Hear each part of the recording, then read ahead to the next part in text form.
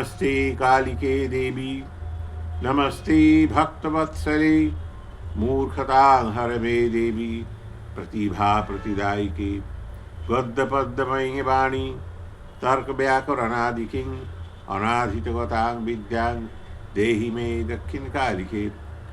অর্থাৎ হে মা, তুমি আমার এই মূর্খতা অজ্ঞানতা তুমি দূর করো। তুমি হচ্ছ মানে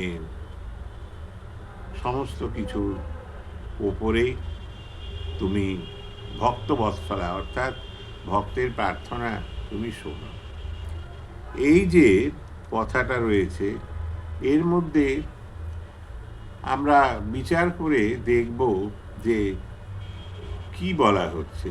আজকাল যেরকম দেখা যায় সাধনা নিয়ে একটা যেন হইচই ব্যাপার। কেউ কেউ বলছে আমি কামাখ্যা সিদ্ধ, কেউ কেউ বলছে তারাপীঠ সিদ্ধ, কেউ কেউ বলছে আমি শ্মশান সিদ্ধ, কেউ কেউ বলছে আমি অঘোরপন্থী সিদ্ধ, কেউ কেউ বলছে নানারূপ বেতাল সিদ্ধ, পিশাচ সিদ্ধ। সবাই যদি এত সিদ্ধই হয়ে থাকে তাহলে তো সব কিছু সিদ্ধ হয়ে জগা খিচুড়ি পাকিয়ে সেটা একটা চোখা হয়ে যাবে, মাখা তরকারি। সেটা তো কথাটা ঠিক নয়। সাধনা বলতে কি বোঝা যায়? সাধনা প্রথমে গুরু গ্রহণ করতে হয়। যদি মনে ঐকান্তিক আকাঙ্ক্ষা জাগে তবে সেই গুরুকরণ করতে হলে গুরুর সঙ্গে 1 বছর পর্যন্ত আনাগোনা করতে হয়, তার সঙ্গে থাকতে হয়, তার আচরণ দেখতে হয়। তবে যে সে তোমার গুরু হবার উপযুক্ত কি না তুমি বুঝবে, বা গুরুও বুঝবেন সে শিষ্য তোমার উপযুক্ত কি না। অনেক শিষ্যরা আসে গুরুর কাছে সাধনা শিখতে, যে তার দ্বারা সে করে কর্মে কিছু খাবে এবং তার অর্থ লাভ হবে প্রভৃতি এইরকম সমস্যা নিয়ে আসে। কিন্তু তা তো নয়। সাধনা হচ্ছে আলাদা জিনিস। গুরুকে গুরু চ জ্ঞান দাতারম কৃষ্ণানন্দেন ধীমতা, বলছে যে গুরু জ্ঞান দেন। গুরুকে, গুরু হচ্ছেন ফ্রেন্ড, ফিলোসফার অ্যান্ড গাইড, অর্থাৎ বন্ধু, যার কাছে গিয়ে আমি আমার মনের কথা বলবো, যিনি আমার মনের কথাটা বুঝবেন এবং সেই অনুযায়ী আমাকে বলবেন যে তুমি এইভাবে চলো। ফিলোসফার, তার এই জগৎ প্রপঞ্চ নিয়ে একটা জ্ঞান যার থাকবে সেই, এবং গাইড, যিনি তার পথ নির্দেশ করে দিতে পারবেন, তিনি হচ্ছেন গুরু। শিষ্য সম্প্রদায়ের মধ্যে দেখা যায় বহু শিষ্য হুজুগে গুরুকরণ করে এবং করে গুরুর কাছ থেকে সাধনার তো দূরের কথা, সাধনা সিদ্ধি কিছুই হয় না। সেখান থেকে হয়তো মন্ত্রটা নিয়ে সে ভাবে যে এই মন্ত্রটা কিছুদিন জপ করলে বোধহয় আমার অর্থ লাভ হবে, আমার নানান সমস্যা যেগুলো আছে, ব্যবসা বাণিজ্য চাকরি, এগুলো হয়ে যাবে। কিন্তু তা তো নয়। এখানে হচ্ছে আধ্যাত্মিক উন্নতির জন্যে আমাদের আধি দৈবিক, আধি ভৌতিক এবং আধ্যাত্মিক এই ত্রিপাপ হরণ করবার জন্যে আমরা এই সাধনায় অগ্রসর হই। লাল কাপড় পরে, মালা ঝোলা অনেকগুলো ঝুলিয়ে, মাথায় ফেটটি বেঁধে, শ্মশানের মধ্যে তারাপীঠে বসে আগুন জেলে বিশাল করে, কারণ বোতলে ছড়াছড়ি করে মরার কুলি নিয়ে, সেটা তো সাধনা নয়। সেটা একটা মানে পাষণ্ড বিভ্রাণ আর কি, বিভ্রতি, পাষণ্ড বহন আর কি। সেটা হচ্ছে একটা জনগণকে মোহিত করার একটা রাস্তা। যিনি সাধনা করবেন বা যিনি সিদ্ধ হবেন তিনি নিজেকে গুপ্তভাবে রাখবেন। এটা রয়েছে আমাদের শাস্ত্রে লেখা আছে, সে প্রকাশ করবে না। বলছে যে অন্তঃসাক্তং বহিঃশৈবং সভায়াং বৈষ্ণবং মতং নানা রূপ ধরা কৌলা বিচরন্তি মহিতরে। অনেকে জিজ্ঞেস করে যে আপনি কি কৌল, আমি কি কৌল কি না, কি আমার শরণায় পর্যন্ত হয়েছে কি না। সাধনার জগৎ তো আমার কাছে, সেটা তো গুপ্ত রাখতে বলেছেন। মহানির্বাণ তন্ত্র পাঠ করলেই দেখা যায় সেখানে মহাদেব সাধনার কথাটা গুপ্ত রাখতে বলেছেন, মন্ত্রগুপ্তি এগুলো নিয়ে প্রকাশ করে এই যে ফেসবুকের মধ্যে নানানভাবে লেখা হচ্ছে অমুক সাধনা তমুক সাধনা, এটা কোনো কাজের কথা না, এটা খুবই খারাপ কথা। দেখা যায় এরকম চালের গুঁড়ো দিয়ে পুতুল বানিয়ে সেই পুতুলটাকে কাটছে, এই করছে, এটা কি আমি তো কিছু বুঝি না। এগুলো আবার যদি করেও, কিন্তু সেগুলোই মানে ওই ফেসবুকের মাধ্যমে ওই ফোন দিয়ে ফটো তুলে এগুলো তো ছাড়া ঠিক নয়, এগুলো তো ভালো কথা নয়। এবার সাধ্য কর্ম হয় যেখানে, সেখানেও তারা দেখাচ্ছে। যাই হোক, এটা পরের কথা। সাধনা বলতে কি বোঝায়? প্রথমে সাধনা আমরা কেনই বা করব? সবাই তো আর সাধনা করতে পারে না।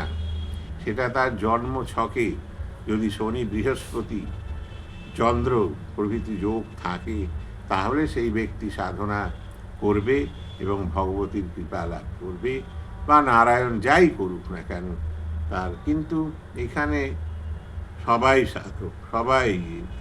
এবার আমি পূর্ণাভিষিক্ত হয়ে তিল কাঞ্চন করে নিয়ে আমি আত্মসাধ্য সম্পন্ন করলাম, আবার আমি ঘরের মধ্যে থাকছি। কীরকম আশ্চর্য মতো লাগে না? সেটা কোনোদিনও গৃহে থাকা যায় না।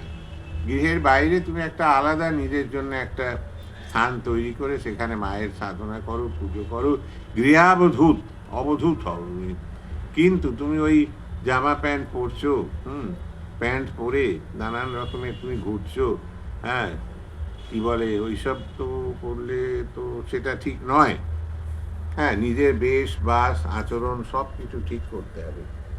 সাধনা সকলের দ্বারা হয় না, সেটা তার রাশিচক্রে লেখা থাকে, সেইভাবে সে হয়। এবং সাধনা করবার জন্যে আমাদের সেই মানে তিতিক্ষা, সেই ধৈর্য, সেগুলো কিচ্ছু নেই।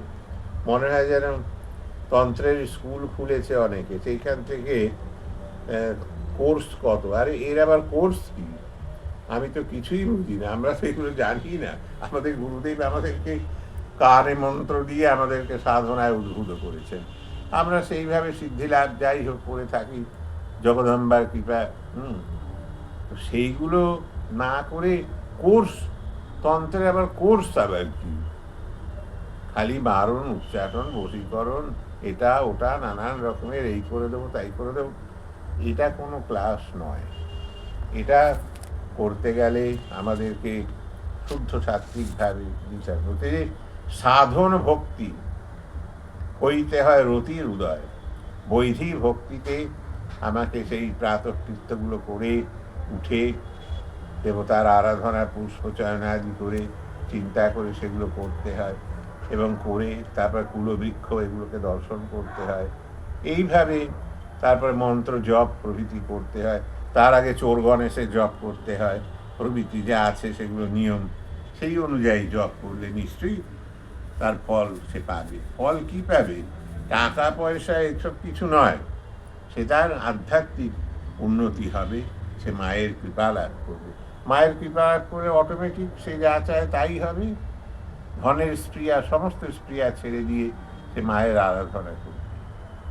সাধক রামপ্রসাদ বলেছিলেন, মাটির ঘরে বাঁশের খুঁটি মা, পাই যেন প্রায় খড় জোগাতে। অর্থাৎ তার চাহিদা খুব অল্প। বলছেন যে যখন আমি এই গৃহের বাইরেই তিনি থাকতেন অবধূত মতো, সুতরাং সেইভাবে তিনি চলেছেন, মাই তার সব কিছু জোগাড় করে দিয়েছেন প্রয়োজনের জিনিসপত্র। সেই রকম আমরা তো সেই নির্ভরশীল হতে পারি না, যার জন্যে আমাদের কিছু হয় না। সেই রকম নির্ভরশীল হতে পারলে নিশ্চয়ই আমরা তার কৃপা লাভ করব। সাধনা করুন, কিন্তু উপযুক্ত গুরু অন্বেষণ করে, কে আপনার গুরু হবে সেটাও আপনার পূর্বজন্মার্জিত। আপনি তাকে দেখেই বুঝতে পারবেন, এবং সেও আপনাকে দেখে বুঝতে পারবে। তার কাছে মন্ত্রের উপদেশ নেবেন, নিয়ে আপনি পুরস্চরণ আদি করুন। কারণ একটা মন্ত্রের তো একটা নিয়ম আছে, সেই নিয়ম অনুযায়ী করতে হবে। কেউ কেউ মানে খুব সহজ বললে যে হ্যাঁ আমার তো হয়ে গেছে পুরস্চরণ, আমাকে 108 বার বলেছে। আরে এতই সোজা? কোনোদিন এসব হয় না। সুতরাং আপনারা করুন, মায়াকে পুজো করুন। প্রথমে ভক্তিযুক্ত চিত্তে করতে হবে। আপনি যে বিশাল সাধক হয়ে গেছেন তা নয়। রক্তবস্ত্রাদি পরিধান না করেই আপনি সেই মানে কি বলে বেদাচারে আপনি মায়ের পুজো করুন। তারপরে ধীরে ধীরে গুরু নির্দেশিত পথে এগোবেন। নিশ্চয়ই আপনি সফল হবেন। মায়ের দর্শন আপনার হবে। অবশ্য এটা জন্ম জন্মান্তরের ব্যাপার থাকে। এক জন্মেই সাধনার সিদ্ধি লাভ হয় না, বহু জন্ম জন্মান্তরে হয়। কারণ এই যে প্রথমত আমরা নিজের মাতাকে অবহেলা করি। কারণ এই যে আমাদের শরীর, সেই মাতৃ জঠর থেকে আমরা প্রাপ্ত হয়েছি, যেই শরীরটার মধ্যেই হচ্ছে ভগবানের, দেবতার উৎকৃষ্ট মন্দির পৃথিবীর মধ্যে। এর চেয়ে বড় মন্দির নেই। সেই মন্দির আমরা কার কাছে পেয়েছি? সেই আমাদের গর্ভধারিণী মায়ের কাছে। তিনিই আমাদের পরমেশ্বরী। তাকে আমরা অবহেলা করে এমনি মাটির মূর্তি গড়িয়ে তার পুজো করলে কোনো ফল হয় না। আগে তাকে আমাকে পুজো করতে হবে, তবেই যে সেই মাটির মূর্তি আমার কাছে জাগ্রত হবে। সেই রামপ্রসাদের একটা গান আছে না, মাটির মূর্তি গড়াতে চাই, এইভাবে একটা আছে গানটা। সুতরাং যাই হোক, এখন এইভাবে ভক্তিযুক্ত চিত্তে, ভক্তি যদি না থাকে সেটা কিছু হবে না মানুষের। ভক্তিটা হচ্ছে আসল।